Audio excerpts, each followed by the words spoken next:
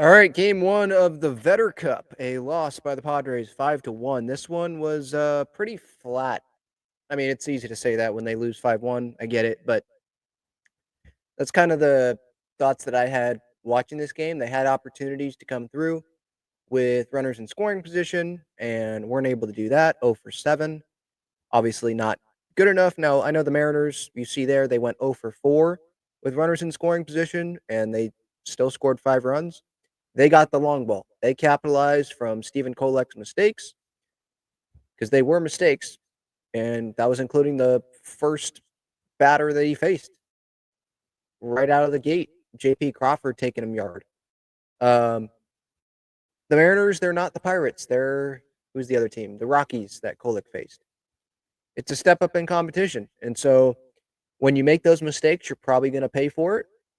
And so, probably a not that Kolek had to learn from it, but a little bit of a learning lesson, I guess. Um, we also got to remember that he's coming in and making essentially spot starts. He is part of the rotation, and when Darvish comes back, it's probably going to be a six-man rotation, so maybe it's not spot starts, but I'm still right now at the point where I'm considering these spot starts, even though they are in a row, just because I don't know how long he's going to be in this rotation. He didn't start the season in the rotation. And this was okay, we're sending Kyle Hart down. Schedule wise, it makes sense to not have that fifth starter. Then, when the schedule needed that fifth starter, they decided to go with Kolek. And this is his time to prove what he can do here. I'm not saying one outing is going to be like, all right, send him back down. Let's see how he can adjust here and learn from it. And yeah, maybe some of these pitches he thought were like, all right, let's get ahead here, throw a breaking ball early, get ahead. Well, when you don't locate it well enough, pitch outer half of the plate that you wanted, it ends up middle in, and it gets taken out for a homer. Cal Raleigh also got him, allowed Cal Raleigh to get extended on that pitch, and the big dumper took it to the opposite field. And really, again, like to me, you look at this game, you look at the box score, and Manny went over, and Merrill went over, Bogarts went over. So that's your 3, 4, 5 hitters combining to go 0 for 11 tonight with 4 strikeouts, no walk, or one walk from Bogey. Merrill, his OPS is still over 1,000, but he hasn't been doing great these last, few games. It's a 162 game season, so obviously I'm not freaking out about it, but yeah, I'm going to mention it. And he has that high standard for himself. I'm sure that he's pissed off that he hasn't been able to get a hit here. I think in the last few games, I think he's over. At one point, I think he was over his last 12, which is weird. It is really weird to say about Jackson Merrill. But again, it's a long season. Um, the Mariners, I know that they dance every time after a win, and that's their thing. But if I was the Padres, that would piss me off. Seeing another team come in here and dance on your infield. And not just that, but just your performance overall. Going over with runners in scoring position. You know, your first game back after a long road trip. Sorry, not first game back. My brain is just mush. Um, the Angels series obviously was their first series back. First series of this Vedder Cup. Coming off of a day off. Come in there energized, and a better performance than that is what we were hoping for, and didn't get that. You know, you're going to see the overreactions on social media because Manny grounds out in a spot with guys on base. You're going to see, and I saw it. Oh, the Manny isn't clutch narrative that goes out there, and it's just like that's you being very biased. That's recency bias right there. How about we go look at the numbers, and it will tell you otherwise. If you go look at Manny Machado and you look at his splits and you look at what he has done with guys on base, with especially with runners in scoring position, the guy, I know he didn't get a hit tonight, but he had a 14 game hitting streak. either 14-game hitting streak or on base streak. I think it was a hitting streak. So this guy is actually doing pretty darn well. Really well, actually. I know he's not hitting a bunch of homers, but if he's going to hit the ball like he has been recently, then he doesn't need to be hitting 30 home runs. Like, he can still help this team win baseball games even when he's not doing it that way. But this year, with runners in scoring position, Manny's hitting 395 entering tonight with a 1,031 OPS.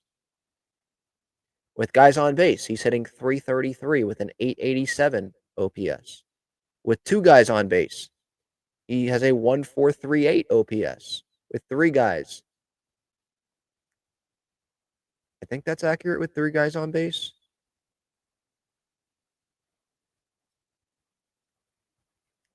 Or a runner on third. Maybe it's with a runner on third.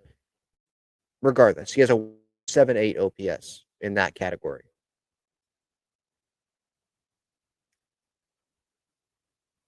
Um, let's see. With two outs and runners in scoring position, he has a 1,188 OPS, a 500 average in 16 plate appearances so far this year. So again, like the whole narrative about Manny that gets thrown out there on social media because he grounds out in a spot. It's frustrating, to be quite honest. But that's what social media is sometimes. It's going to be fans that are just reactionary and they're going to throw out their reaction, and it's going to be inaccurate sometimes and it will spread. But I just wanted to, actually present real numbers instead of just throwing out stuff. Um, one game, Vedder Cup, they can still go win that with these next couple of games here on Saturday and Sunday? Or is the Vedder Cup the entire season? Do the Padres play the Mariners? They probably go to Seattle, right? At some point, because they do that every year, I think, right? At least for a couple of games. Let me look this up here. Nothing in June.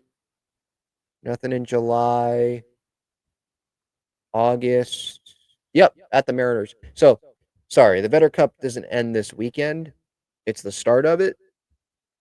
It's going to be 6 games this year. The tiebreaker, I think, is on run differential, which isn't great tonight, but again, it's one game. A lot of things can change. And like, who are we fooling? Who really cares about the Vedder Cup, right? It was something that was, on social media between fan bases, joking around about it. And this Vedder guy isn't even a Padres fan. He's not a Mariners fan. He's a freaking Cubs fan. And they call it the Vedder Cup because he had connections to 2 cities. I think he grew up in San Diego and then was playing in Seattle or something like that. I'm not going to act like I know a ton about this guy or the band or whatever. Um, who really cares, right? What I care about is them winning this series, taking 2 out of 3, take 2 out of 3 in Seattle later this year when that happens as well. And that's that. If you want a better name for this series, how about call it like the Peoria series, the Battle of Peoria, the Ty France Cup, the Mike Cameron Cup, the Andres Munoz, the Austin Nola Cup, like something where actually it's involved with these two teams, not a guy that's a Cubs fan. And what I also have to say about this is the whole rivalry weekend, which is happening this weekend. Would you know it by looking at who is playing each other? When I think of a rivalry weekend and what that should be, one, you don't put it during the NBA and NHL playoffs. WNBA started tonight and is this weekend. By the way, if you missed my video on the 3 San Diegan players, you can go watch that. I did that last night on the eve of the WNBA season. But there's just stuff going on.